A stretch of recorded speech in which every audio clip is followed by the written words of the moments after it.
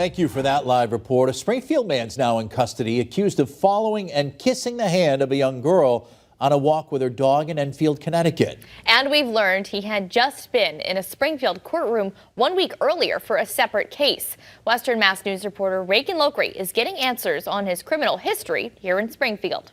Across the border in Enfield, Connecticut, Ariel Cintron, a Springfield man with an arrest record in Springfield, has been charged with stalking. Western Mass News obtained the Enfield police report that states Cintron approached a young girl last Thursday while she was walking her dog. Cintron asked to pet her dog and then went on to shake the victim's hand, then leaned in to kiss the top of her hand.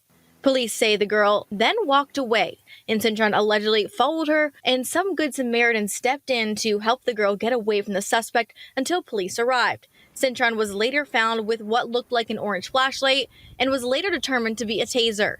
According to police documents, Cintron is a convicted felon and is prohibited from possessing any dangerous weapons.